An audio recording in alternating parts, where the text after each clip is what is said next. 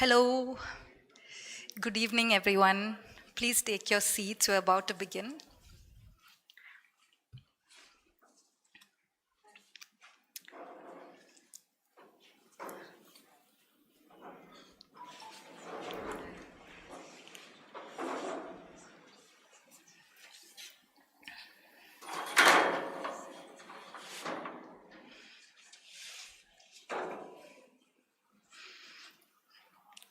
So, a very warm welcome to you all. Welcome to the 34th Journal Talk lecture in the series. The Kerala Museum is a vibrant beacon of the arts in Kochi. Set up in 1987, it's the brainchild of R. Madhavan Nair, who even then recognized the need for a cultural institution to provide experiential learning in history and fine art. In 2022, to mark its 35th year in existence, the museum launched its flagship program on Kerala history, the Journal Digital Archives. The program aims to create innovative, engaging, and experiential digital exhibitions by drawing on historical archives and micro-histories of people and communities from Kerala. The Journal Talk series is part of the programming around Journal Digital Archives. The Geojit Foundation supports Journal Archives and builds on the museum's founder, Madhavan Nair's dream of making history accessible to all. Today in the 34th talk, we present the topic, Changing Cochin, the History of Cochin Chamber. Let me introduce the speakers. M.K. Das is a writer and columnist with a career in print media spanning over 4 decades. He was the resident editor of the Southern edition of the Financial Express. Later, he was the editor of Kerala, first of the Indian Express and later of the New Indian Express. His books include Cochin, Fame and Fables, Anchor Cochin, a coffee table volume on Cochin published by Cochin Trust, A Southern Odyssey, the corporate story of the Trichur-based South Indian Bank, A Journey Through Time, 1857 to 2007, about the Cochin Chamber of Commerce and Industry, which he co-authored, and Saga of Kalpathy, about the migration of Tamil Brahmins to Kerala since the 13th century. V. Venugopal, who's going to be in conversation with M.K. Das, is former president of the Cochin Chamber of Commerce and Industry. He is a distinguished legal expert with over 40 years in corporate and land law, primarily in the plantation sector. He served as head of legal at Harrison's Malayalam Limited from 1984 to 2020, where he played a key role in defending the company's land interests across Kerala and Tamil Nadu. Post-retirement, he advises the R.P. Sanjeev Goenka Group, consults on legal matters, and holds independent directorships, including with Lakeshore Hospital. He's also active in prominent industry bodies like UPASI and the Association of Planters of Kerala. I would also like to add that M.K. Das has been trustee of MNF up until 2020. For many years served on the MNF, the Madhavan Nair Foundation board, and has been instrumental in supporting the museum through many of its activities in those years. So today is a special journal lecture for us because of this. He also wrote Tryst with Bulls and Bears about the Cochin-based Geojit financial services. So he knows quite a bit of the background of Cochin's economics history up to today, up to date. So he's apt for this particular exploration that we're going to do into the economic history of Cochin. Das sir, please come up to the stage. I welcome you.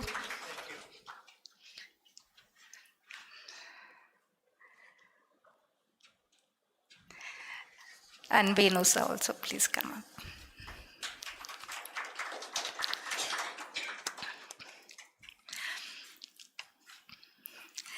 Before we begin, I'd just like to remind you of a few rules. The talk will be for 45 minutes, followed by a Q&A where we will take a few questions from the audience as well. Please put your mobile phones on silent during the lecture. And if you urgently need to take a call, please step out of the hall and call your caller back. Thank you. Now I warmly welcome you both to the Journal Talk. Let's look forward to an entertaining afternoon.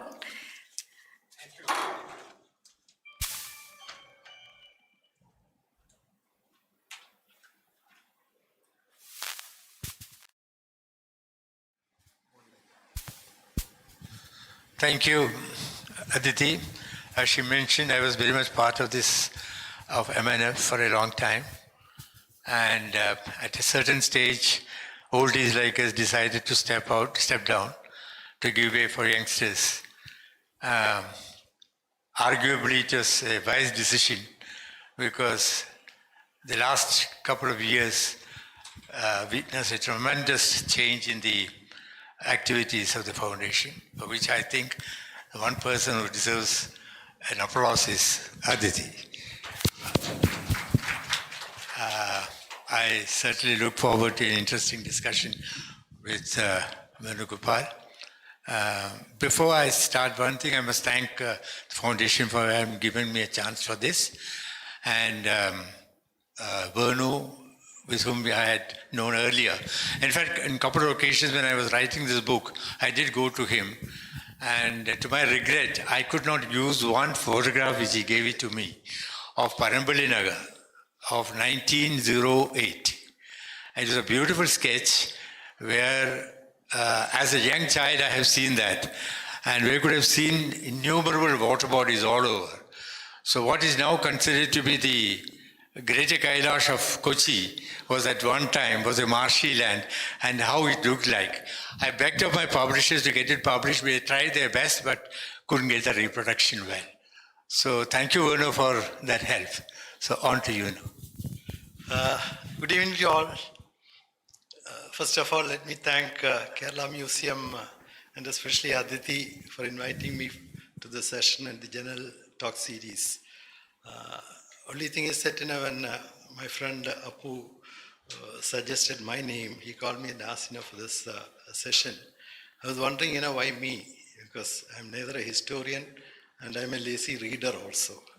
Probably these are times when you have friends who trust you in your abilities or inabilities.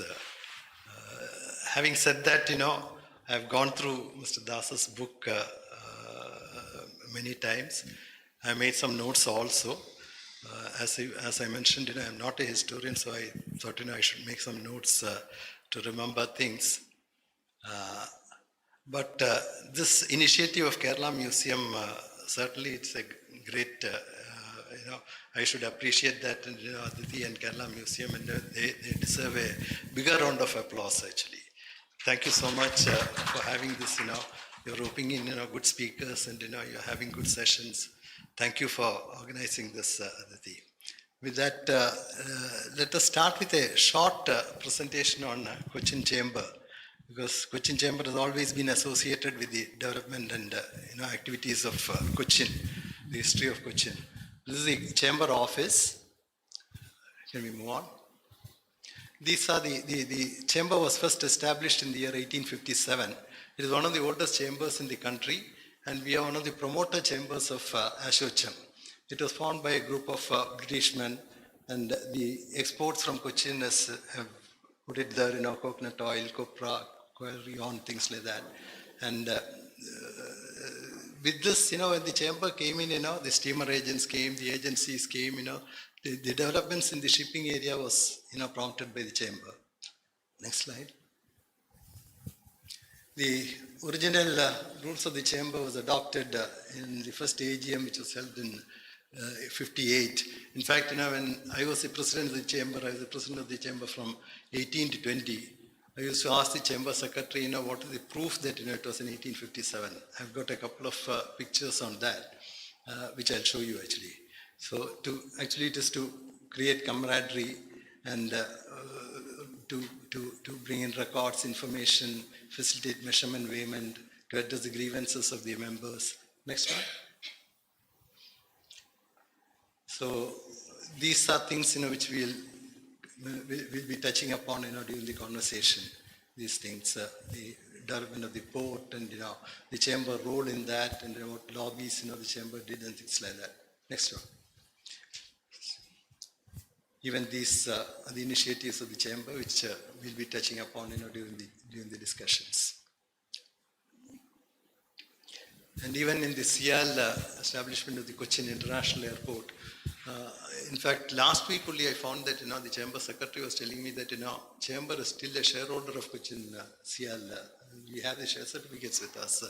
So the first, I was reading in one of the Indian Express report that the first computer and the table was provided by the Cochin Chamber for the CIAL, I think. The first computer and the table were provided by Cochin Chamber. Next one. This is what I was mentioning, that this is the proof of when chamber was established, 1857, the meeting, in the minutes of the meeting. Next page. These are some of the pictures. I just wanted to show you the pictures to recollect the glorious past of Cochin Chamber. All these annual general meeting, AGM minutes and reports are still documented. Physical copies are available in the chamber office. Next one. This is one picture. Mr. Das will tell us more about that. The arrival of the first train to Cochin Harbour Terminus. The municipal chairman, the secretary, Mr. M.S. Menon, who was the leading partner of Menon and Pai, and Mr. Bristow is seen in the picture. And this right side, there's a picture which I'm showing. It is a garden party in Irwin Park. Does any one of you know that? What is this Irwin Park? Which is that place? It is Subhash Park. The earlier name of Subhash Park is Irwin Park. Those days, whenever the Maharajas, went abroad and came back, or when he is conferred with some title, they used to have parties. Dignitaries are invited. That's one of those parties, actually. Next one. One is left side is the house of Vasco da Gama. The center picture is the Husur Secretariat, and the right one is the original chamber office. These are some of the chamber activities in 1982. Peter Weavers, who was the managing director of Harrison's Malayalam, and Viren Shah, who was the president of Ashocham, addressing the chamber. These are the activities of the chamber, just for the information, legalization of commercial documents, certification of origin, weights and measures division we have on division, statistics, we compile all the statistics of exports, which is used by most of the export-import business houses. Visa recommendation is provided also. We have the latest initiatives. We have the CEO Forum breakfast meetings every month. Third Friday of the month. We hold a meeting of CEOs. The whole idea is that morning we meet at 8 o'clock, and the entire program is over in 1 hour, 1.5 hours, so they can go back to work actually.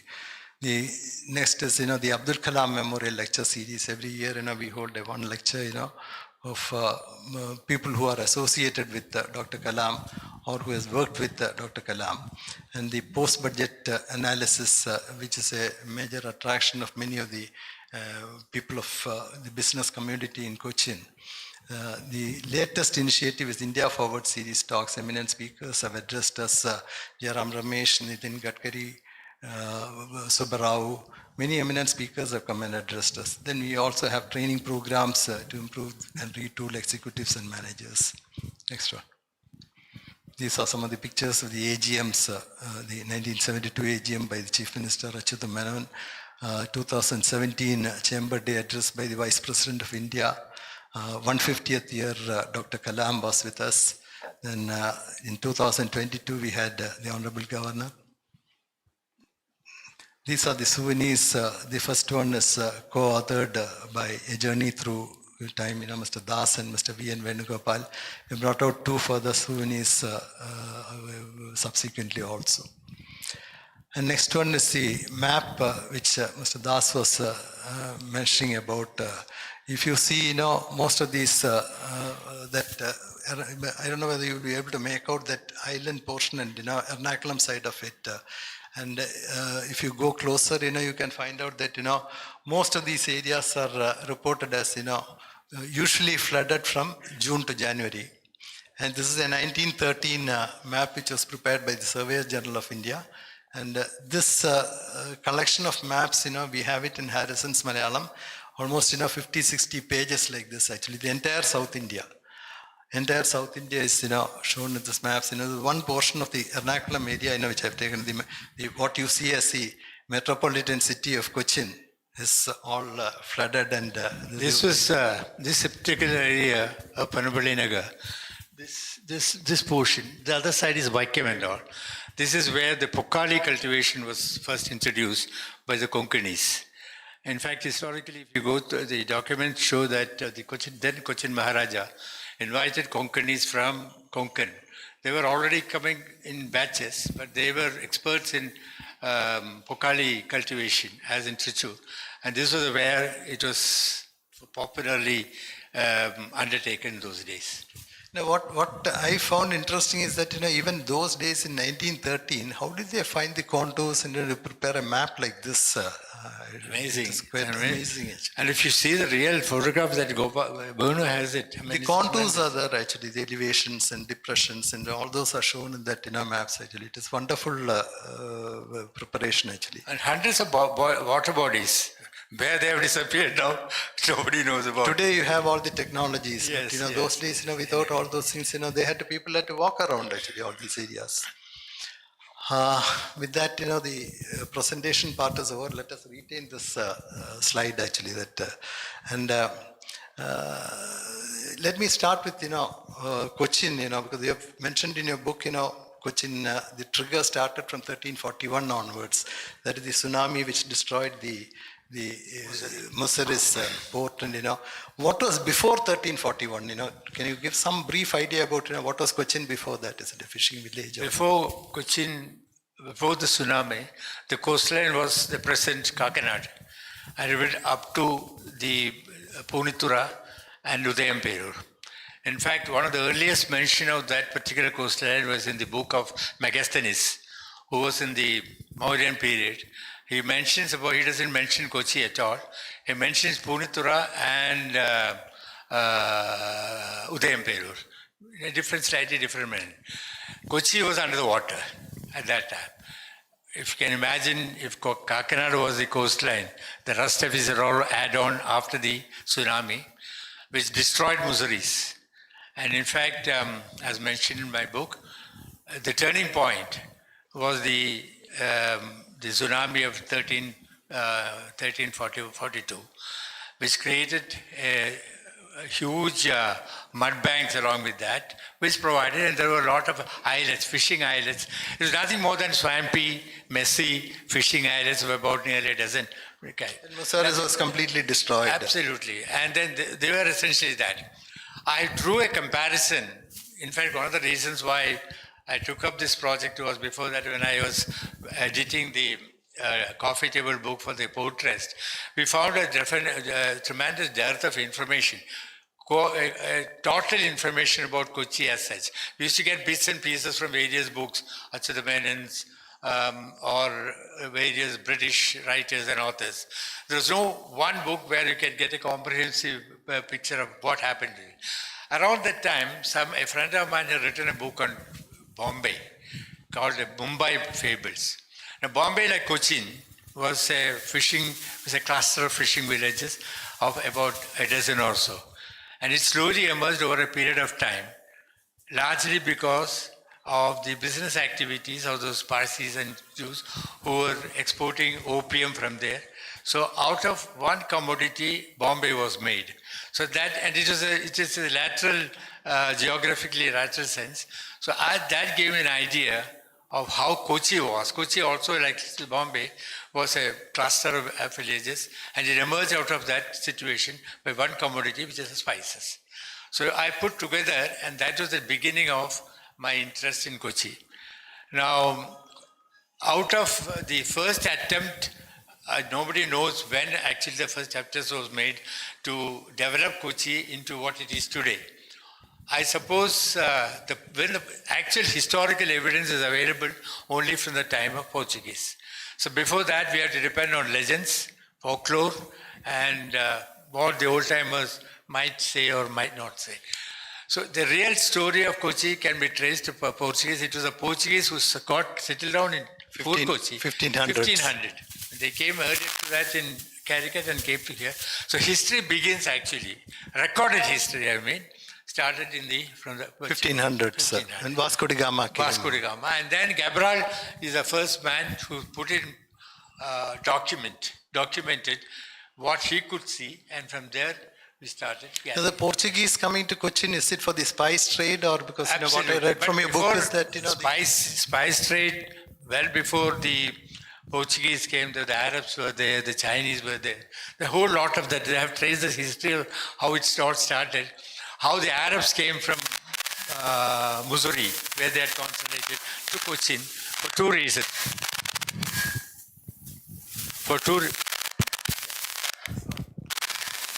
Hello.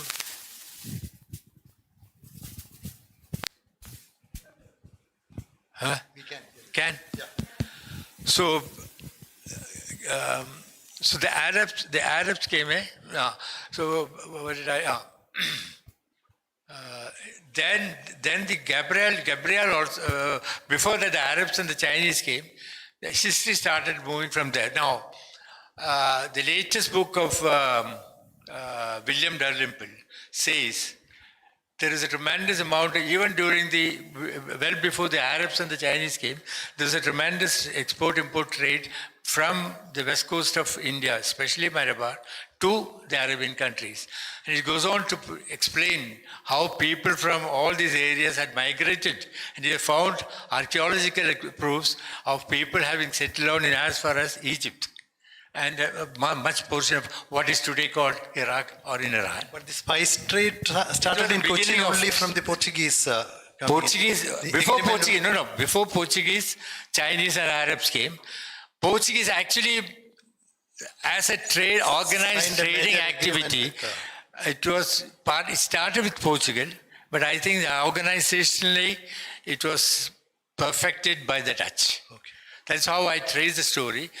Portuguese were doing it, but on the business side, an organized way, it was the Dutch who created the whole. But the cultivation, all the spices used to be in the North Kerala, isn't it? Is Cochin? No. Even the best quality of pepper used to come from Kollam. Okay. And there is a story of how there was a queen in Attingal who used to command who had a complete monopoly of production and distribution, how the Britishers, the Dutch, the Portuguese, the Dutch and the Britishers used to woo her to get the best quality of that. So it's not necessarily the northern India, all throughout Kerala, but mostly the best quality is supposedly central Kerala and Kollam side. Kollam side. Because, I've read that, there's an anecdote about Samorin, that the minister was very concerned about this, pepper being sold to the Arabs and the Portuguese and also the technology for planting. So he asked, do you think we should pass this monopoly to them?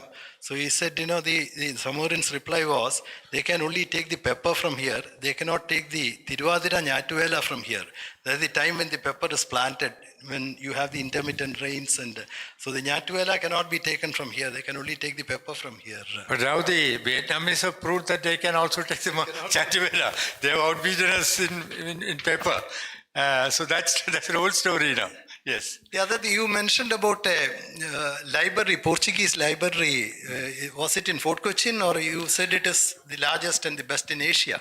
It was one of the best, next only to the one which everybody says of Alexandria. Nobody knows exactly where it was situated, but there are references to it in old documents of a big library set up by the Portuguese.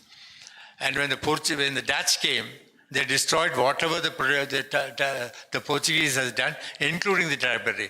The story goes that they burnt the whole library, and it was on fire for 5 full days. Oh. And it has, I mean, according to many people, it was a much richer library than even that of. But there was a similar library in Ernakulam also, isn't it? That much later, much later. Ernakulam library came probably in the first half, beginnings of 20th century, not before that. Okay. This is during the Portuguese days. But nobody knows. We tried our best. People guesswork various places, but there is no documentary evidence to show where exactly it was located. Not even today. And now tell us something about the Swarupams. For our information, the Perumbadappu Swarupam, Pazhannur, it came to Mahodayapuram, then it came to Cochin. Was it because of the threat from the Samorins? Or Yes. Actually, the story goes that the last chairman Perumal, there are two stories regarding the last chairman Perumal. One story is that he suddenly had a dream of a God, a heavenly person, and he searched for it. And ultimately somebody suggested it was the prophet. And he had infinite faith in him, converted into, he got converted into Islam, and then left for Mecca. That is one story, which is not, there's no evidence for that. The second story was that he had a friend who came from Tamil Nadu, Sundara Pandian by name. He was a saintly person, and he had a long discussion with the last chairman Perumal and decided to abdicate and distribute the land to many people. So he distributed into 3 sections, different sections. The chunk of it was given to the Perumbadappu Swarupam, which was the original, the lineage of the Cochin royal family, who was at that time called near Pazhannur. There's a place called Chitragud. Avade Adhyatha settlement. He gave a lot of them to the Kannur Tellicherry Swarupams, lot of it to Paragat Swarupam, Paragat lineage, and part of it to Wayanad. That is the Travancore. There's a Chirakkal also in the case. Is the Travancore. I'm sorry, Tellicherry. Kodikos, the Samudri was not given anything. Actually, if you trace the lineage, only the Cochin royal family is Kshatriyas. Neither the Samudaris nor the Trivandrum royalty, they are not Kshatriyas. They were Nayars. And now before they become the kings of Samurin or the king of Travancore, they undergo treatment called Hiranyagarbham. That is, they make a golden cow and symbolically enter the mouth and come through the anus. So that makes them eligible to be royal family. Kochi was the original Kshatriya family, and some people, there is one story that they could trace their lineage to Lava, the son of Sita. These are all legends. There's no proof of it. But the chunk of it, when the Samurin made a complaint to Chairman Perumal that in spite of all the support we gave in your battle with Vijayanagar Empire, you didn't give us a piece of land. So in the story goes that he gave him a sword and asked him to shout from that place and take the land where the sound ends. Actually, the story is that not he, but the cock was asked to shout. So that is why the name Kozhikode came. But with that sword, Samorin attacked the rest of it and got hold of it. And one time, when the Portuguese came, Zamorins were the uncrowned kings of nearly more than 3/4 of the west coast.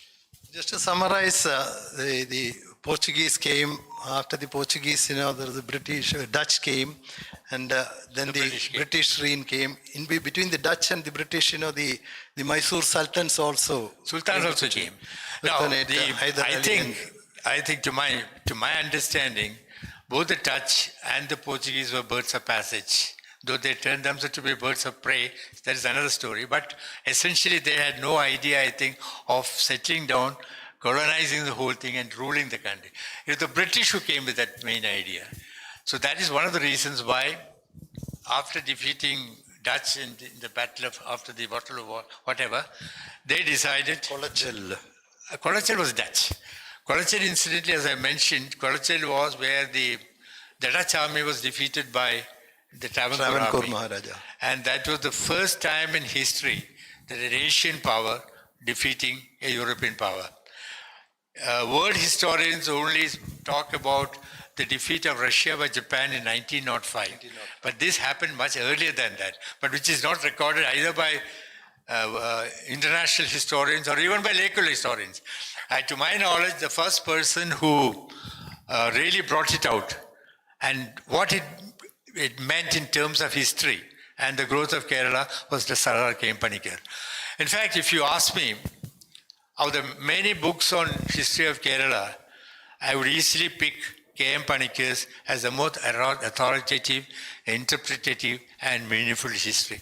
The rest of them are all narrations, historical narrations, without going deeply into the socio-economic and political transformation that had taken place over a period of time. I think it was Sardar Panikkar, who actually brought out the real story of Kerala. Unfortunately, I may add, although it's out of my the domain, I think he's one of the few Keralais or Indians whose achievements and whose greatness had not been properly recorded even now. We talk about everybody else, but nobody, if you ask me, is there any authoritative book on Sardar Panikkar and his works? I don't think there is any. There is one or two Malayalam biographies of his, which makes nothing much about what he has done. Can we talk something about the Cochin Port now? Cochin Port, I'm told that, the construction of Suez Canal in the 1800s, that is what triggered the first idea of having a harbour port in Cochin. I think it goes well beyond Aspinwall. J.H. Aspinwall was the first person. And that is the greatness. Chamber president president at that time. It was he. And before that, it was a sailor by name Casper who was passing by on the west coast. There was a sudden furious storm. But looking inside, she saw a very calm, quiet area of backwaters, which gave me an idea as to how the rest of it was in turmoil, and this was the placid waters of. She checked up, and then she found out the mud banks. And he was the first person, according to history, who suggested that there could be a possibility of a port here.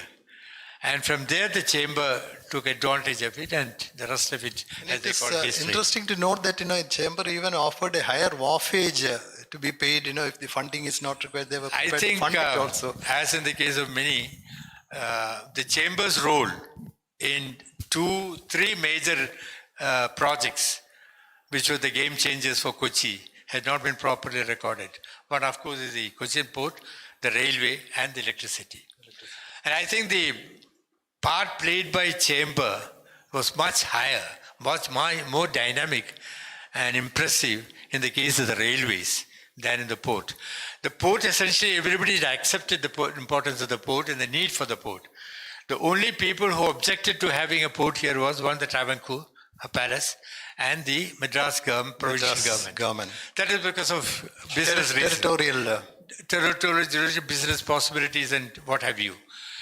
But in the case of, and then the chamber did the government, and in Bristol, and Lord Wellington and Lady Wellington, these were the 3 people who made what Cochin Port has now become.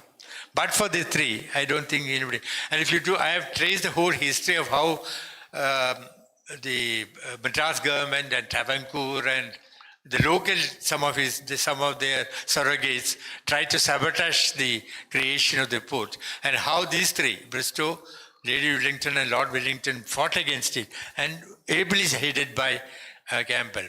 In the case of railways, it was even more complex in the sense, when the suggestion was made to extend the Madras-Baipur railway line to Cochin, the first man to oppose was Travancore, and he had a reason for that, because the railway line has to pass through a certain portion which belonged to the Travancore royalty. That is the Alway portion.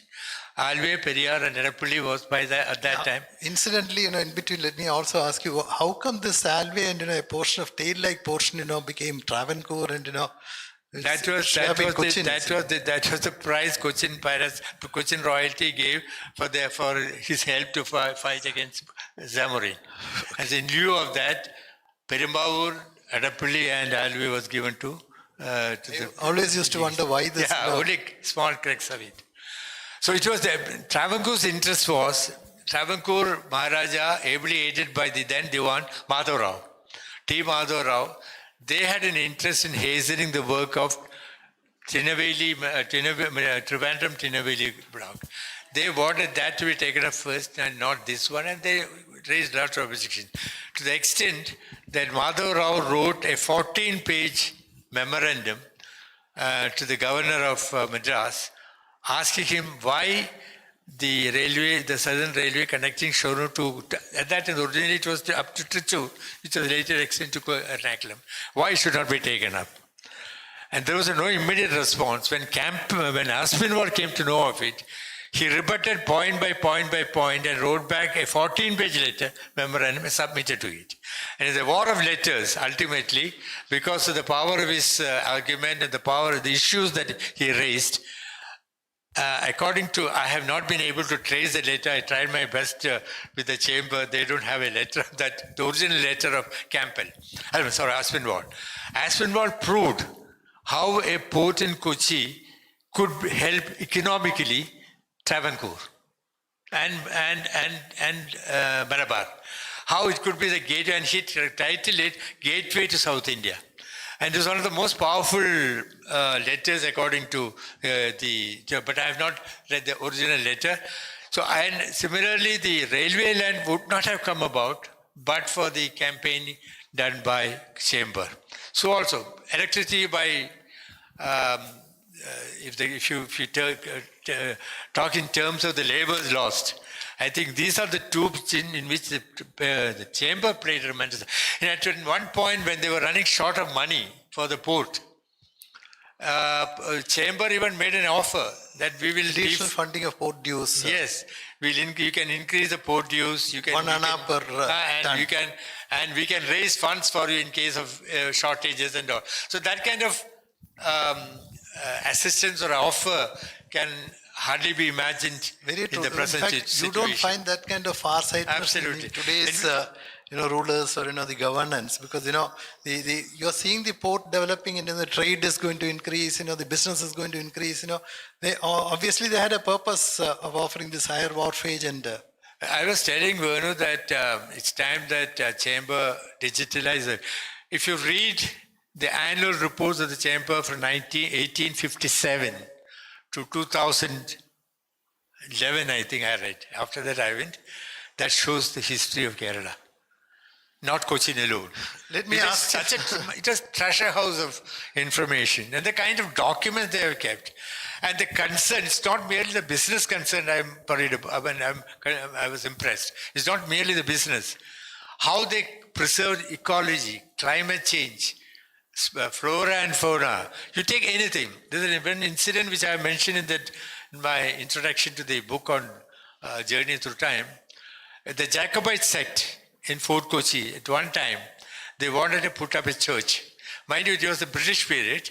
The Jacobite group, a group of very powerful business interest lobby, they wanted to put up a church in Fort Kochi at a particular place. And the collector was coerced to agreeing to it. When the Chamber came to know of it, headed by all the, including Jacobites and all other groups there, they passed a resolution and wrote a memorandum to the collector, forwarded a copy to the government to see that why the church should not be put there, but could be constructed there, because it's an open space for the public at large. So you should not spoil the advantages to the public at large for the sake of a small group of people. That was a kind of concern, is it? Another interesting thing which I learned to my knowledge, which subsequently decades after that, the right to information.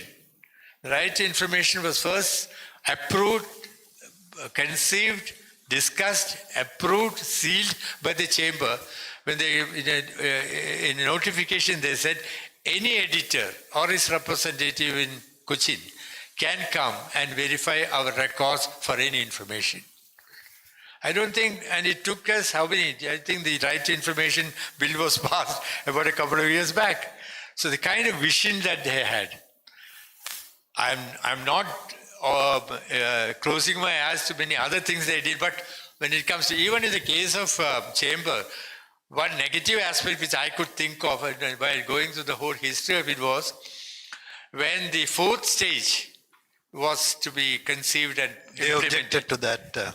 they objected to it. That is, Bristow was very particular that a mere improvement from a roadstead to a all-weather port is not enough.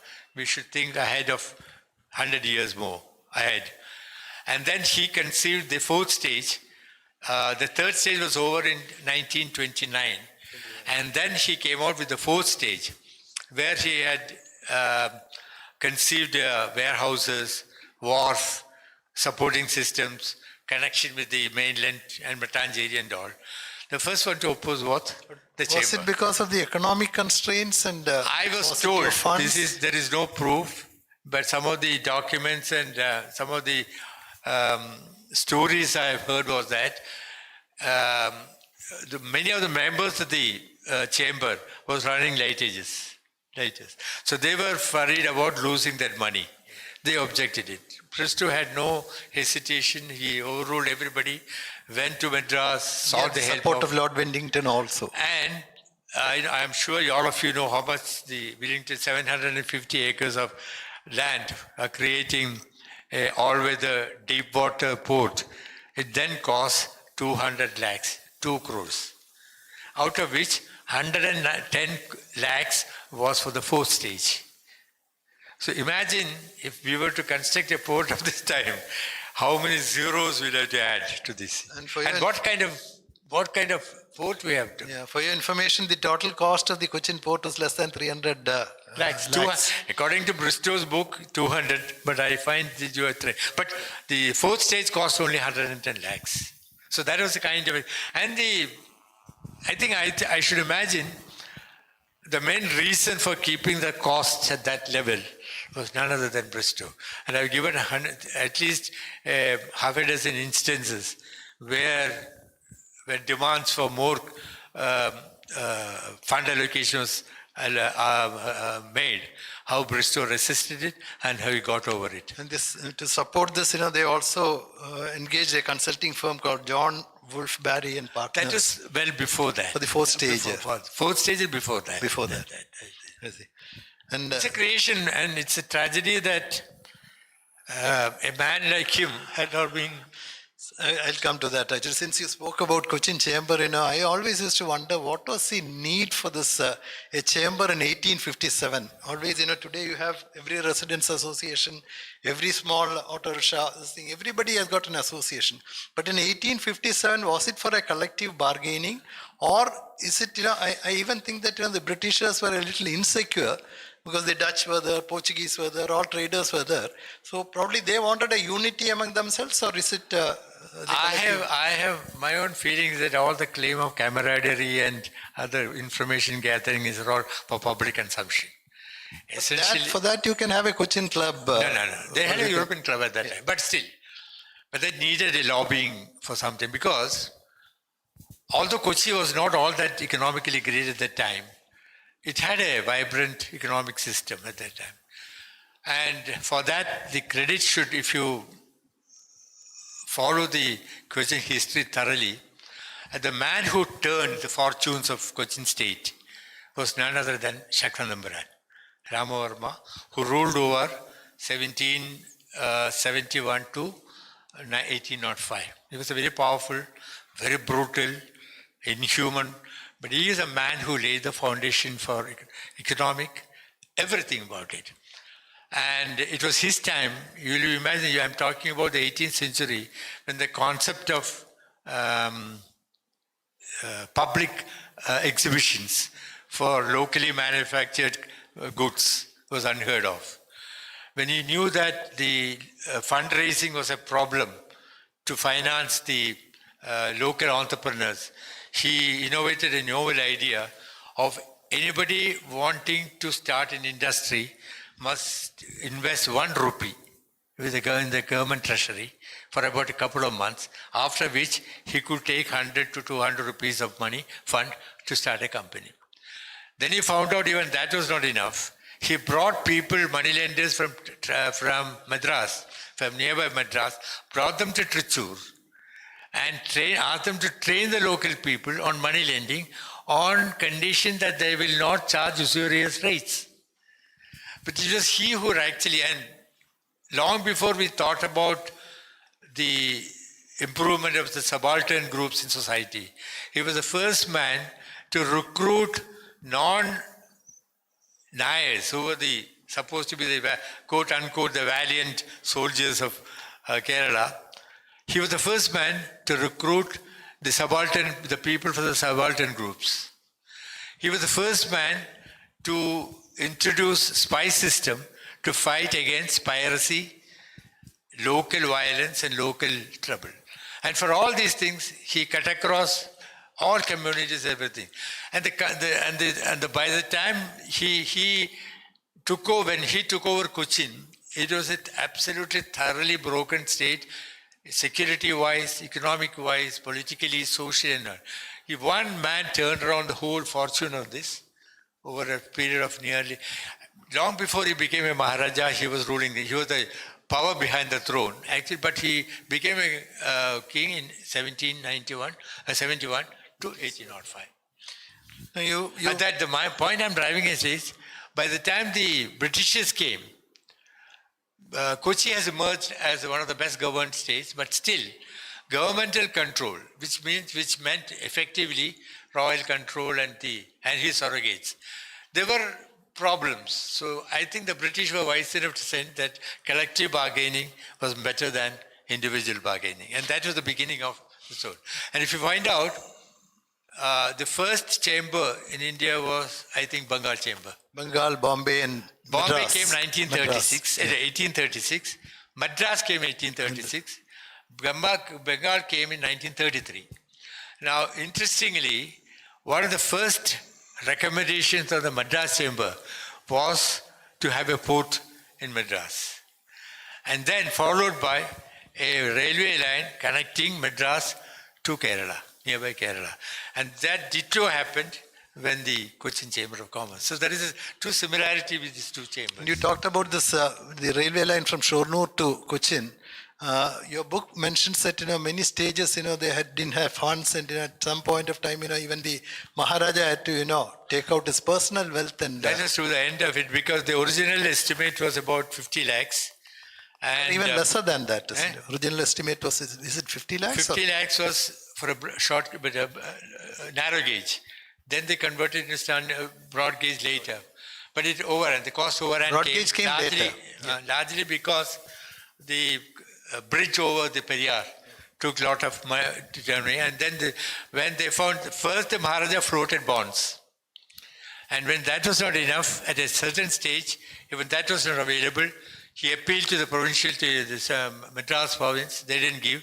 He appealed to the governor, the viceroy. He also didn't oblige. At that time, the story goes, but it's being disputed. He sold his family silver, and he sold 15 Nettipatam, golden Nettipatam. Kept one and sold everything else. That's the story, but that's being disputed now because there is no documented evidence to show that. Although, when I went through some of the files in the archives, there's a reference to the Maharaja thinking in terms of palming off his personal belongings. But they have not mentioned jewellery, silver, nothing other personal belongings. But there is no mention of this Anapatam. That is being disputed by the later left of center historians of Cochin, of Kerala. But it's a fact that he had taken out money from his own people, from his own fund, and taken it. See, all these things show that what has impressed me most is that the good governance in Cochin thing. Unlike the other parts of Kerala, I think Cochin had a good governance. Even the bureaucracy was very competent, and they also were very committed. These are all reasons for this, the completion of the projects, whether it is railway line or Cochin Port. No less a person than Lord Curzon openly admitted in one of his speeches, Darbar, that the country is the best governed state is Cochin. That was the time when this Rishi Raja was the king. That was, I think, from 1885 to 1915. He was the man who constructed the railway line and also the made a beginning for the Port Trust. No, so much so the rulers had the interest of the state or the nation or the country and the people, I think more than there were lot of, for instance, one king I told you about, Shaktandapuran, another was, there are only three names. All the royal names, names of all the kings in Cochin revolved around three names: Kerala Varma, Rama Varma, Ravi Varma. So we were used to confuse whom are we referring to. Interestingly, all of them, most of them at least, were known by the names of the spouses. So we used to call him that Kunjiyamada Raja Tambiran, Lakshmiyamada Tambiran. The wives were more powerful at that time. And some of them were really powerful. Matriarchal, and some of them, in fact, there is a story of one consort taking all the decisions. And when the Diwan of the time or the courtesans of the team approached him, he used to ask them to wait, go inside, consult with his wife, come back and gave a decision.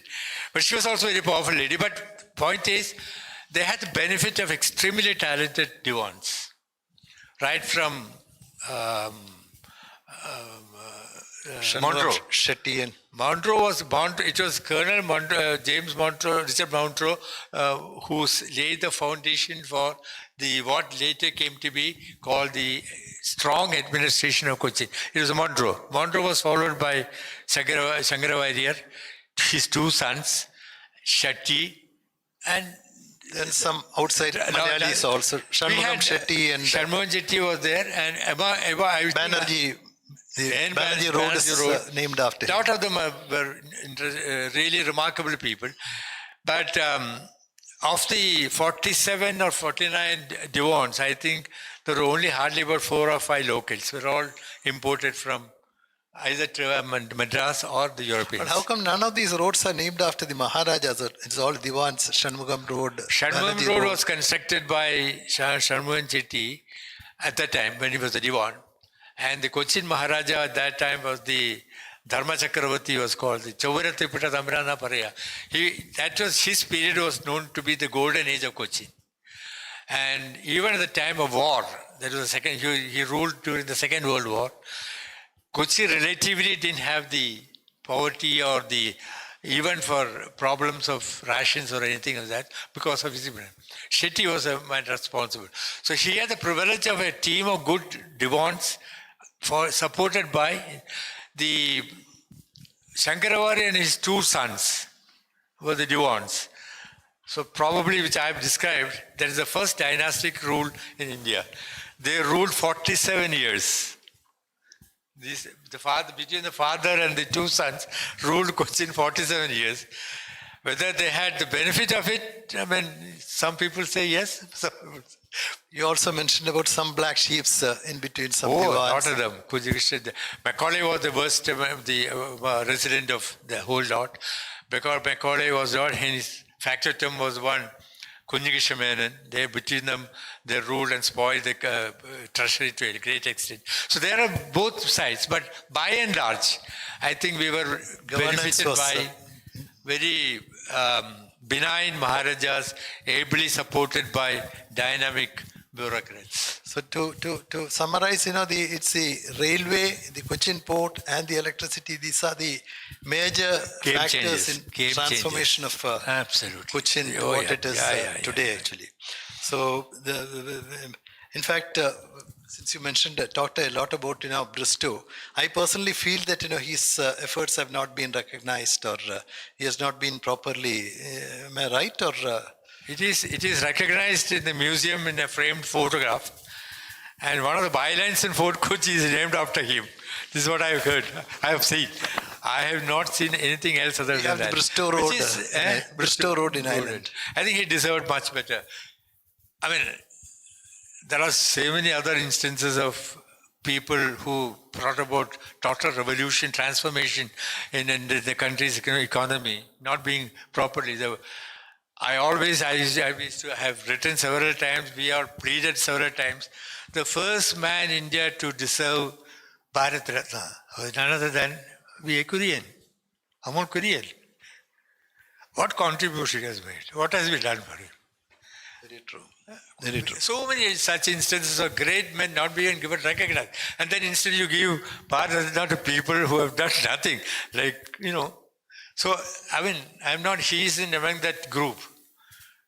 Bristow also, I think he deserved it. 1920 to 36, when Cochin Port was made a major port, declared as a major port. 1936. 20 to 36. 20 is, when he took over 20 years. So 16 years, 17 years, he used to be. And he calls himself a son of destiny. When he was offered, I'm sure most of you must have read his Saga of, Apu must have read Saga, where he describes how he opted for this job and all. I mean, he genuinely believed that it was destiny that brought him to Cochin. There was a reference in your book about Dr. Paul Malayakandathil's observation. He says, one port evolving as a central and pivotal exchange center to attract the bulk overseas trade. Probably he was referring to Muziris.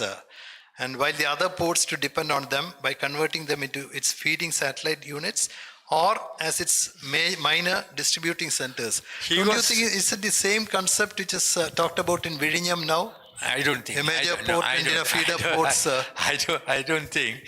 I mean, I think on Port Authority, Vizhinjam and all, Narayan is the right person to talk about it. But he interpreted this in the context of, he inquired why was a running war between Zamorin and Cochin. They fought about 25 wars in about 120 to 150 years. 25 various wars. And at one time, Cochin Maharaja had to flee. His original, Cochin royalty's original place was a place called Perumbadappu. That is near Palghat. From there he... Payanur or? Payanur. Palghat Payanur. From there he ranked to Kodungalur. From Kodungalur he came to Fort Cochin. From Fort Cochin he went to Triponatra. Triponatra he shifted during the time of Shaktanambaran. Now, one of the reasons was, as he mentioned it, and it's very logical argument, is that long before Muziris, Kollam was the major center at that time.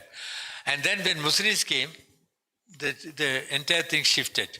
And port is where wealth creation, revenue creation. And then went to Calicut. From Calicut, when the Portuguese and the Dutch moved over to Cochin, Cochin became the major center, which he could not stomach. So he sought as a major source of revenue, having been lost, he wanted to take it over for Cochin, and that was his major endeavor, in which many of the satraps who were attached to the Cochin royalty joined hands with him and fought a battle. But ultimately, it was settled when the father and son duo came, Hyder Ali and Turjan, but actually they quietened only after the British, after the Battle of Seringapatam in 1796. Then the British took over all the way, including Malabar and Fort Kochi, and that was the main, and Samarin was shown his place. After that, there was no war. So the idea of port being a revenue generation center, growth center, all over the world. And this is one question which I have sought, which I have raised in my last chapter, to which I have no answer. I said, all over the world, port was a center of growth, has always been a growth. Why has it not happened in Cochin? Bombay, you take, Calcutta, Madras, all these growth centers revolved around the port. Why has it not happened in Cochin? A lot of potential for that actually, isn't it? Development of Wellington Island. Even now, I've been constantly asking Apu why people like him sit quiet when so much of land is going waste in wasteland, nobody. And we cry over scarcity of land to start an industry. Here is a Even today they talk about hospitality in Cochin Port, which is not the actual... converting into a casino and all. God alone knows what happened. But I think it's amazing. The other thing, as a legal professional, I found it so interesting that, Cochin is the first state in the country to separate judiciary from executive. Executive. First state in the country. First state in the country. That again, I think we could interpret it as the typical example of the royal family not being possessed of power. And I think that's the only answer I can think of. And one of the reasons why there is the first and not the first instance of Maharaja abdicating was in Cochin. That was because his suggestion to the British authorities at that time, long before the 1919 diarchy came into, and well before that, he was the first man to say that there should be people's participation in governance. And he was the first man to float the idea of a council, legislative council, partly elected by elected members, partly by appointments or whatever. But that was ruled out by the British authorities at that time. And that was one reason given for his early exit from being the king. The second story is that during the Second World War, the German ship Emden came somewhere here, and he reportedly visited the ship, which was not taken kindly to by the Britishers, and he posed. But I wouldn't agree much to that, because he submitted his first resignation well back in 1905 after the completion of the Cochin railway, the railway thing. Lord Curzon, who was at that time Viceroy, he refused, he didn't accept it. He repeated in 1915. And then he said, this is the end of it, I am going, whether you like it or not. That was the time he defeated. Moving out of the main question, Portuguese called it Little Lisbon, Dutch called it Homely Holland, and the British called it Mini England. Do you know which is the place that I'm referring to? Fort Cochin. And you know what the well-known cartoonist E.P. Unni described? Pack of all this with 1 million mosquitoes into 1 square mile. And that is Fort Cochin. Actually, I mean, according to records, Portuguese were very keen on developing Fort Cochin into a metropolis. And they were fashioning it on the pattern of their back home, some of the cities. Twin City. No, Fort Cochin at that time. But they couldn't because of their European battle with European powers. Then they got involved in the Zamorin-Cochin battle. So they could not go the full hog and had to stop it. The Dutch, as I mentioned, were not interested politically.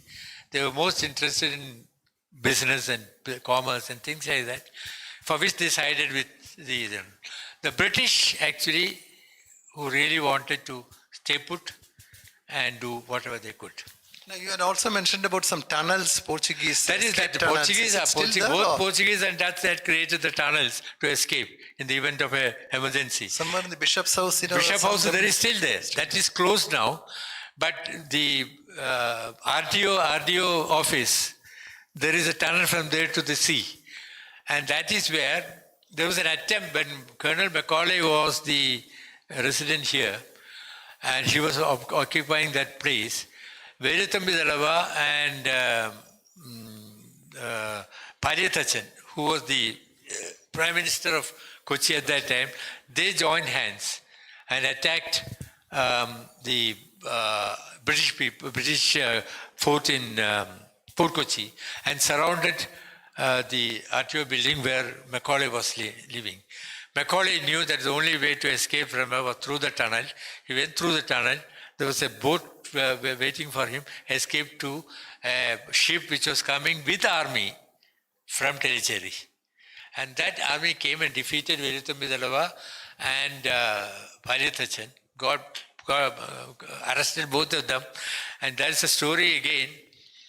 The Veeratambi Dalava was very brutally treated by Macaulay and openly dragged his dead body from Port Kochi to all over to his native place, which even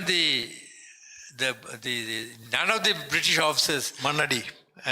none of the British officers liked it, and the governor at that time and the viceroy and the governor general who were at that time passed restrictions. One of the reasons why he was removed from Cochin all of a sudden. And we have talked about Arabs, Chinese, Portuguese, Dutch, and British. Who do you think would have influenced at least the trade part of it as far as Cochin is concerned? Was it Dutch or British, or is it Portuguese? I think they triggered it.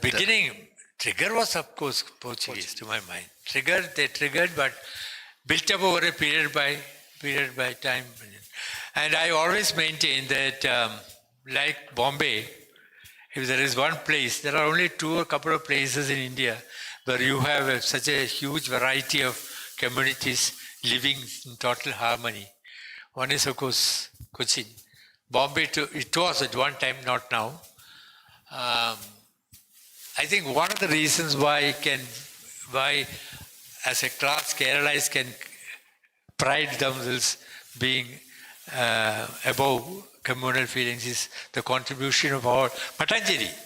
At one time, 16 languages, 16 communities living in total harmony.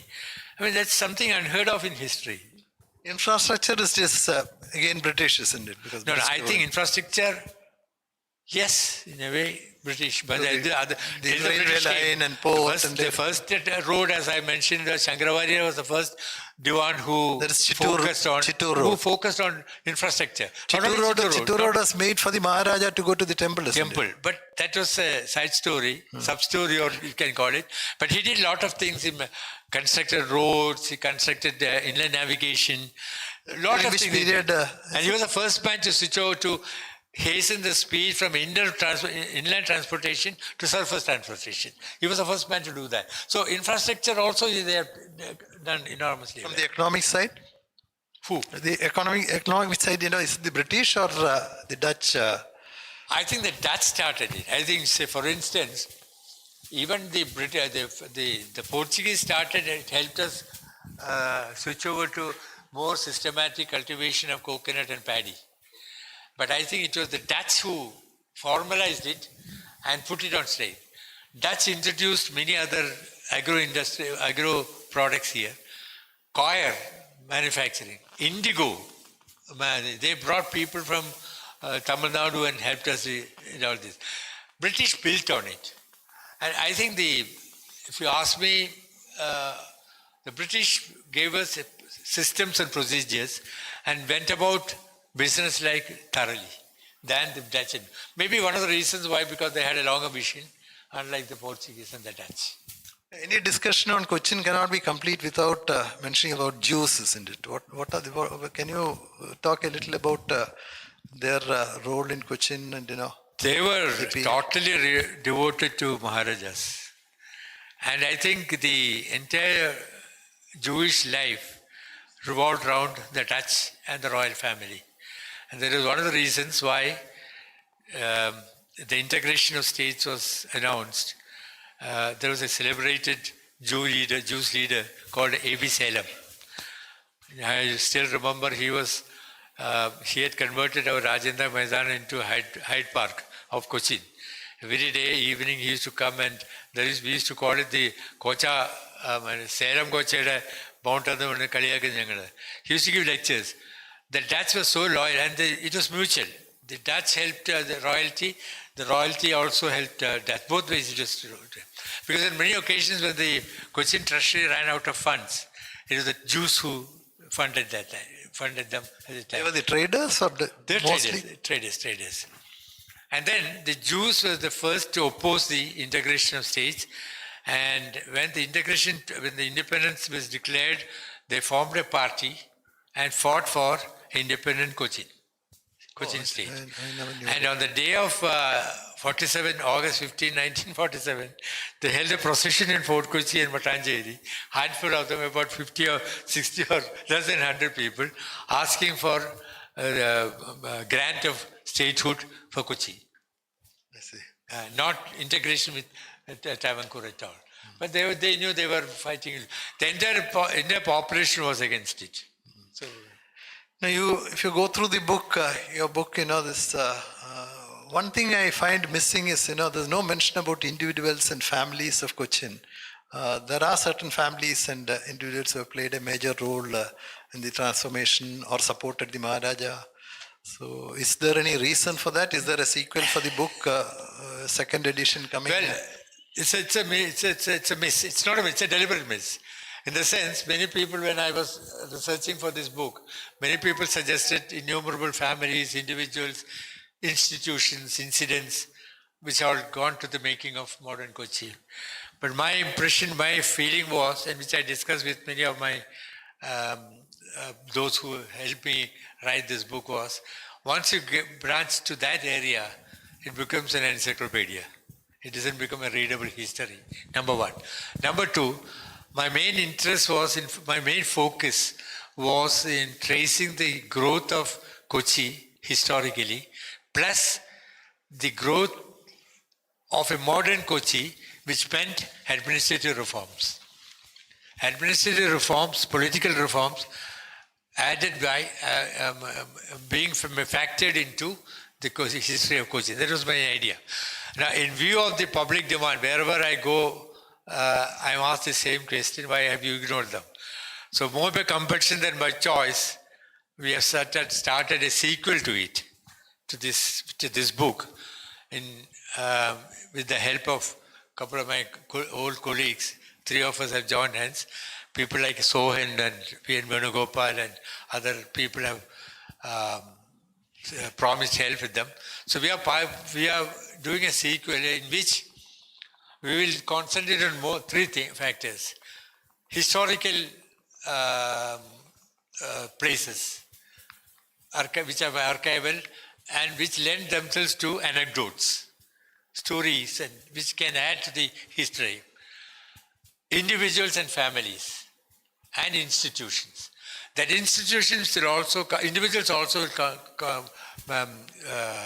add up events. So these 3 sections we are going, and we have taken a conscious decision that no topic will be more than 5 paragraphs. So it is right in, all of you must have heard of the 5-minute biography of the celebrated legendary Dale Carnegie's 5 biography. No biography of even Charles Dickens and Somerset Maugham and all such people, Dale Carnegie is summarized into 6 or 7 pages. So we have taken a conscious decision.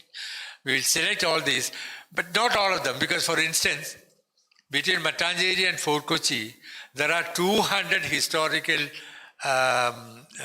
buildings. 200. All have been listed. Recently, my good friend Bonnie Thomas has written a big article in Bhasha Bhoshni in which he has listed all the 200. We can't afford to cover all these, but we should pick and choose where there will be good, interesting stories, where it involves historical growth and the overall growth of Cochin. We'll select that. I don't want to ask you that question because I was about to ask you, could you list out a few of the historical, like Dutch Palace, Dutch Cemetery? Now, some of these places have already covered in this book. For instance, I mentioned the route from Kalpathy to Fort Kochi, Thopumudi. That route where all the settlements had taken place. You also mentioned about Kun and Kurish and... Either 17 communities have settled down along with this route from Kalpathy to this place. So where I have mentioned the story of Dutch Palace, Jew Street, those things we will not cover, which we have not covered in my main book, but references will be given to this and then. Otherwise it again becomes very repetitive. So we are avoiding that. It's already 1 hour and 50. Anything more for you to add? I think we have covered enough.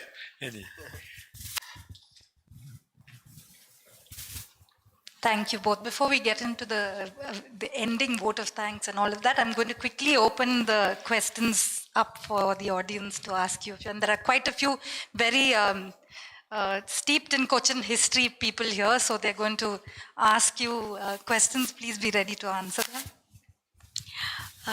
I'm not steeped in Cochin history, but it's always intrigued me. We have heard about the Romans and the Chinese, but the influence that they had on, through their trade, I am ignorant, but if you could throw some light on that, is there enough documentation but there is obviously evidence of having had trade with this part of Kerala. Absolutely, you're absolutely right. Actually, the Roman trade, the trade between Rome and west coast of India, especially including Calicut, there is a lot of evidence. In fact, I think I mentioned in the book also, there was so much of purchase of spices, pepper, for instance. They were interested only in pepper. And even Cleopatra used to get pepper from here for her bath, and what was that story? That the Senate in Rome passed a resolution restricting the entry of pepper from Malabar and imposing heavy penalties. Now, M.G.S. Narayan, the great historian, has collected gold coins of Roman Empire time, of Roman time, even before Octavius.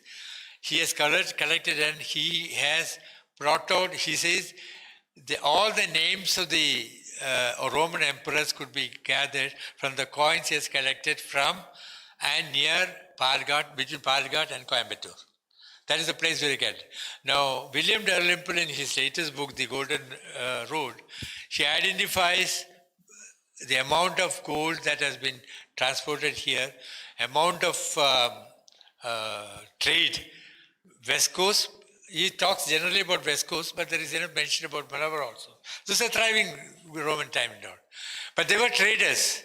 Unlike the Portuguese, Dutch, or the British, they didn't settle down here. They collected it. And according to the available information, the price they charged for the spices they collected from the West Coast, they used to charge 100 times more when they sell it there. So the port of entry was Alexandria. From Alexandria, they used to go all the way to Europe. So there is a strong, even before the first trade, the Phoenicians had come before that. And then the Babylonians had come. So there was a trade also. And even the latest findings in Pattanam, Missouri, there are so many indications of Roman vessels, it was a thriving industry.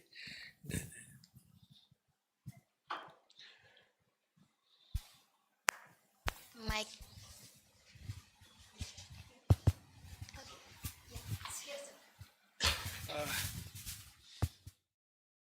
Cochin Chamber was founded in 1857, and somewhere there was a question of whether it was for security.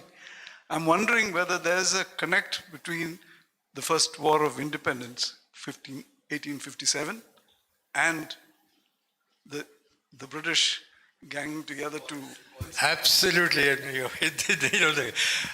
I agree with you, because after the 1857 war, the British government, after which the transfer of power from East India Company to the government, they took a decision not to invest a single pie on any project in Kerala. And that was the time when the first railway line connecting Calcutta out somewhere was halfway through. They stopped it. They stopped all the investment, even the port, talking about port, at that time it began, they stopped it. All developmental activities were brought to a standstill. Very soon they realized that they are running into a possible second revolt, because they soon realized that one of the reasons why they took a heavy beating when the 1957 uprising took place, to begin that, for early days they were beaten blue, That was because there was no development activity to ensure movement of troops, no roads, no infrastructure. They could not cross rivers, and that was the beginning of their defeat at earlier stages. And the revolutionists could run through the British army. That changed their attitude. And then they passed another resolution. I mentioned in this book. Two strong decisions which the British took. One was not stopping aid and investing in infrastructure, industry, commerce, trade or whatever, so that they could stay put there for a long time. They're good. Out of sheer, they were doing good. The second decision was taken was that they didn't want to rule the entire country, as they did in America and came to suffer. So they learned the American experience and came here and decided they will concentrate on 4 or 5 major areas where money producing, which would control their levers of power, like Calcutta, Madras, Bombay. They were all provinces. Allow the princes to be to themselves, but under check.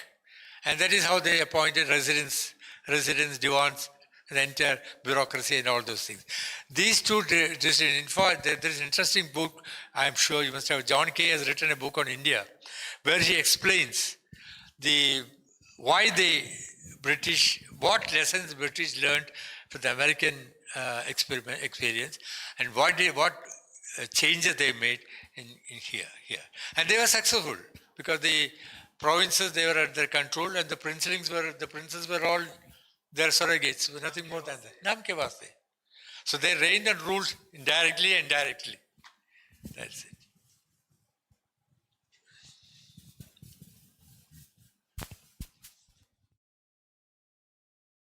So you threw a great deal of light on many dark areas of the history of Kochi. You asked a question why Kochi developed as many other port cities in the world, just like Venice or Mumbai or Chennai. I was wondering whether or not it was because of the fact that the workers, the port workers in Kochi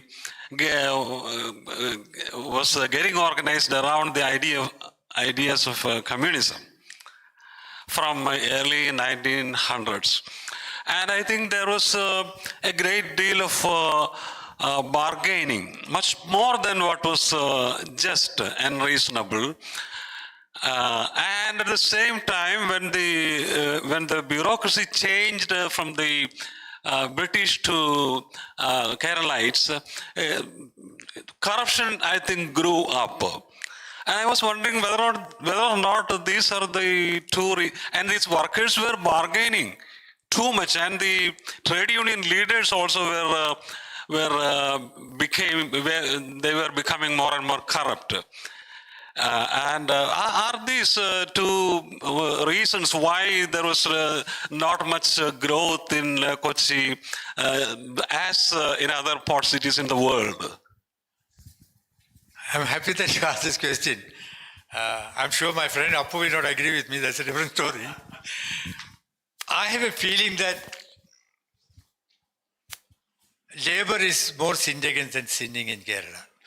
I'm not saying that everything was honky-dory here. Labor was violent, militant. I'm not denying it at all. But I think another factor which has contributed is the bad responses to labor problems by the management and the political system. Political system, for its own reasons, sided with the labor. Management system, and only their interest was invest, take as quickly and get away with that. So it was a combination of all these factors to my mind. Very interestingly, 2 months back, an all India study was made on labor militancy, and which was given in a nutshell in Hindu, one of his recent Hindu. They have a research column in the opposite edit page. They brought out this study for presently, 3 states face the most violent labor, violent labor agitation in India: Tamil Nadu, Gujarat, and Maharashtra. And these are the three states where investors are flocking, even now. So they have gone into the details of that. I don't want to bore you with all the details. Labor is a factor. I'm not denying it at all. But I think had we been, there be a more imaginative responses, both on the part of the political system and the management, things would have been different. This is my personal view, nothing to do. My friend Appu will oppose it through the day. That's another story. There was one corporate company, which, to my mind, which spoiled the great investment climate in Kerala. They came with a handful of investment, invested there, paid fabulous salary, fabulous bonus, whatever they asked for it. And once they knew that they got back 100 times more than what they invested, they started screwing the labor. And then those salary systems and bonus systems had to be perforce accepted by the rest of the down the line. And that was one of the reasons why you had a string of agitations after that, post-1960. And for your information, the first ever socio-economic study of Kerala was done in 1961-63 by an organization called the National Council for Economic, NCR, Economic Research. They came out, they did an All India study and came out. The labor in Kerala was the most responsive one in India, 1960. Now that was the beginning of the coalition politics. Now to my mind, that was the beginning of the vitiation of labor situation also. I do agree with that. So from there, from an all India recognition of being a very peaceful labor force, how did we become it? And my second doubt is that I lived through the worst period of labor unrest in Mumbai. I have been a witness to the worst kind of labor dispute in Madras. The kind of violence that I've seen in all these places, there is no patch on it has happened here. They might garrow you, they might shout at you and all, but there is no violence as such. But why do people go there? Now this study says labor is a major aspect of it, but if the management responses and the political system help them tackle this, plus other facilities like ease in doing business and less of bureaucracy, less of government control, then investments will grow. That did not happen here also, I agree. Then by nature, we are risk averse. Malayalis are risk averse. What little we have got now presently is all because of the work of C.P. Ramaswamy and the rest of the crowd. And we always go in for low-hanging fruits, no risk-taking. So all these factors might have contributed much to the fact that in spite of having an international standard state-of-the-art port, we never really take off. Any more questions? Anyone else? No? Okay. I'll be asking in Malayalam. Please. Yeah. തൊട്ട് മുന്നത്തെ ചോദ്യം വന്നതുകൊണ്ട് ചോദിക്കുകയാണ്. നമ്മുടെ മുന്നേ journal four young adults എന്ന് പറഞ്ഞ് സ്റ്റുഡൻസിനെ concentrate ചെയ്ത് നമ്മളൊരു ജേണൽ നടത്തിയിരുന്നു. അത് നമ്മുടെ labour history movements, resistant movements ആയിരുന്നു കവർ ചെയ്തത്. അപ്പോൾ അതിൽ പറഞ്ഞതുപോലെ ഇവിടെ മാത്രമല്ല, കേരളത്തിൽ മാത്രമല്ല, ലോകത്ത് ഉടനീളം ഈ ഒരു ലേബർ മൂവ്മെൻ്റ് ഉണ്ടായി വന്നത് ഇതിന് ഒരു കാരണമുണ്ടല്ലോ. അപ്പോൾ നമ്മൾ ഇത്രത്തോളം ഇപ്പം രാജാക്കന്മാരെ അല്ലെങ്കിൽ ഈ ഓരോ കോർപ്പറേറ്റുകളെ പുകഴ്ത്തുമ്പോൾ അവർ ചെയ്ത കാര്യങ്ങളെല്ലാം റെക്കഗ്നൈസ് ചെയ്യുന്നതിൻ്റെ കൂടെ തന്നെ അവരുടെ ചൂഷണം കൂടെ നമ്മൾ മെൻഷൻ ചെയ്യണമല്ലോ. അപ്പം ഈ ലേബർ മൂവ്മെൻ്റ് ഒന്നും വെറുതെ ഉണ്ടായി വന്നതല്ല. നമ്മളെല്ലാവരും ഇവിടെ ഇരിക്കാൻ കാരണം പോലും അല്ലെങ്കിൽ വിദ്യാഭ്യാസം മൈത്രി മാം മെൻഷൻ ചെയ്തിരുന്നു. ഈ ലേബർ മൂവ്മെൻ്റ് ഭാഗമായിട്ട് തന്നെയാണ് അയ്യങ്കാളി പാഠമില്ലെങ്കിൽ പാടത്തേക്കില്ല എന്ന് പറഞ്ഞ് വിദ്യാഭ്യാസം പോലും കിട്ടി തുടങ്ങിയത്. എല്ലാ ക്ലാസ്സിനും വിദ്യാഭ്യാസവും അതിൻ്റെ ഭാഗമായിട്ട് ഇത്തരത്തിലുള്ള അവനവൻ ഇഷ്ടമുള്ള ജോലിയിലേക്ക് ഇതിൻ്റെ എല്ലാം സപ്പോർട്ടായിട്ട് വരാൻ പറ്റിയതും പിന്നെ അതിൻ്റെ ഭാഗമായിട്ടാണല്ലോ. അതുപോലെ തന്നെ നമ്മൾ എല്ലാവരും ഒരു ക്ലീഷേ മെൻഷനായി മാറിയിട്ടുള്ളൊരു കാര്യമുണ്ട്. ഷാജഹാനാണ് താജ്മഹൽ ഉണ്ടാക്കിയതെന്ന് പറയുമ്പോൾ അതിൻ്റെ പുറകിൽ പണിയെടുത്ത ലക്ഷക്കണക്കിന് വരുന്ന തൊഴിലാളികൾ എവിടെ പോയി എന്ന് ചോദിക്കുന്നത്. അപ്പം നമ്മൾ രാജാക്കന്മാരെ അല്ലെങ്കിൽ ഈ ആളുകളെയൊക്കെ മെൻഷൻ ചെയ്യുമ്പോൾ ഇതിൻ്റെ പുറകിൽ പണിയെടുത്തും പട്ടിണി കിടന്നും ഉണ്ടായിരുന്ന കുറേ മനുഷ്യന്മാരുണ്ടായിരുന്നല്ലോ. അപ്പോൾ അവരെയൊക്കെ നമ്മൾ മെൻഷൻ ചെയ്യണമല്ലോ. അത്രമാത്രം സാറിനോട്. You are right. I can't agree more with you. In fact, since you mentioned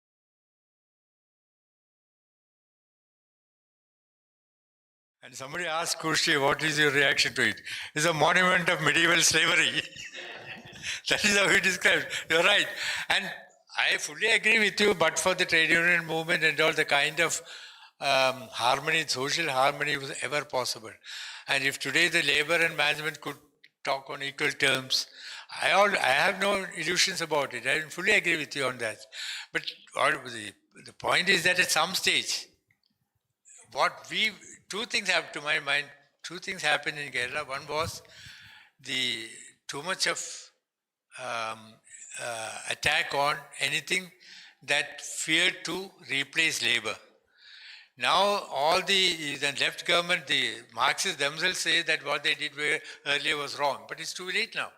So if only we had taken advantage, and for which, I mean, I certainly blame the left of center, and it became a question of who outwins whom in radical mouthing radical slogans. That was one of the reasons. But I think to put the blame entirely on labor for Kerala's woes, I am not. I'm sure there is a lot of aberrations like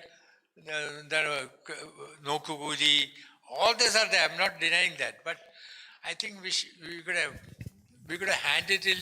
Couldn't we have handled it better? I don't know. I think I have something to share on this because I work for an organization called Harrison's Malayalam, where we are the second largest employer in Kerala. And we never had any strikes, during the last at least 15, 20 years. As Mr. Das mentioned, even the agitations what we had, it is only, it will stop next to violence actually. There was no violence actually. They used to kadao, they used to create problems, all those things. So I feel that, it is the political parties which are creating the problem actually. The number of political parties in Kerala, that is creating the problem. If you have, for example, if you go to an estate, there will be INTUCs in a Congress union. There will be 10 INTUCs in the estate, 10 factions. CIT will have 4 or 5 factions. So that is what is creating the problem actually. Otherwise, if you are able to deal with the labor directly, for example, there is the GTP, Great Places to Work award. Harrison's has been in the top 10 for the last almost 10 years actually. And these surveys are done with the laborers. They select the people actually. And in spite of that, the company is awarded the best place to work. That means there is a harmony actually. Harmony is happening. Only when the politicians come, the problem happens.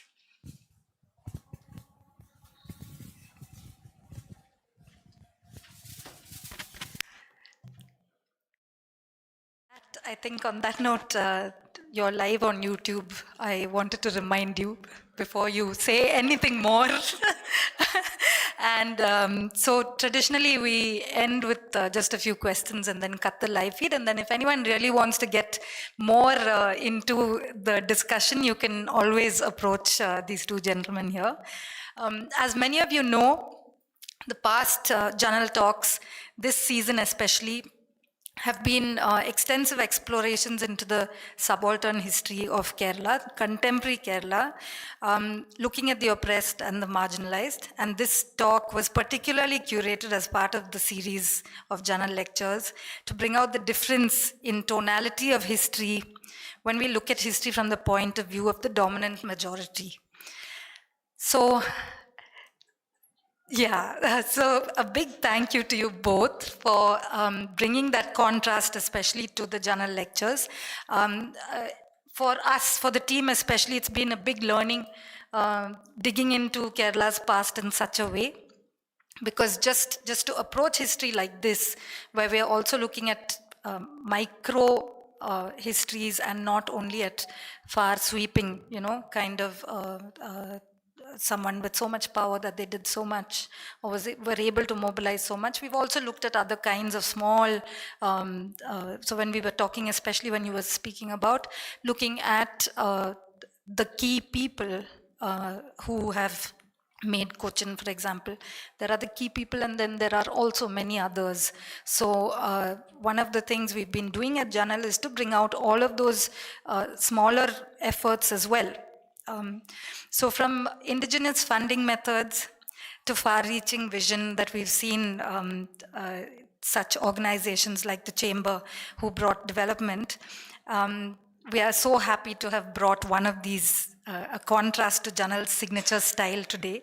And I thank you both for that broad sweep of the Chamber's activity, as well as going into each one of these economic developments that have actually impacted us so much. As I was telling you, Madhavan Nair has the letter in our archives that says the first meeting of the Chambers was held here in his house.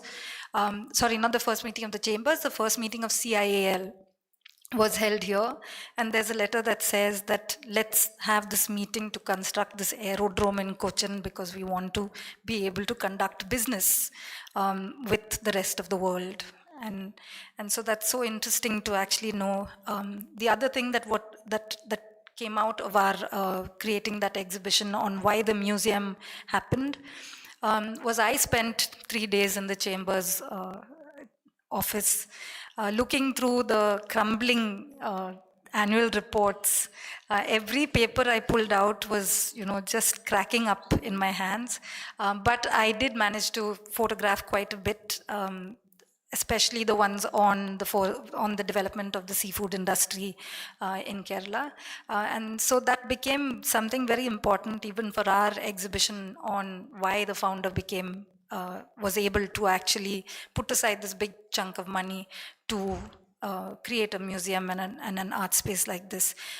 So without going into the right or wrong of it, if we can, because today frozen seafood and seafood is such a environmentally damaging industry. But of course, knowing all of our past, just digging into it and understanding what happened is the purpose of what we're doing here at Janal. So I thank you both.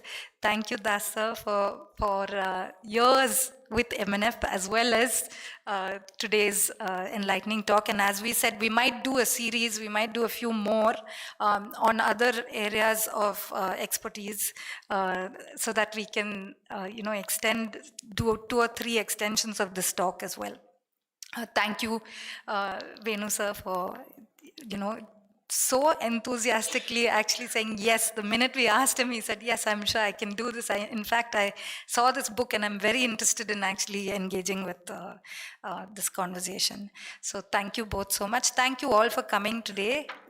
It's good to see some new faces, and of course those of you who've been with us before have an idea of what the Janal lectures have been about before. So all of it is on our YouTube channel, Kerala Museum MNF. So if you want to log on there, you can trace the previous lectures and why this one is so different as well. A small memento for both of you from the museum.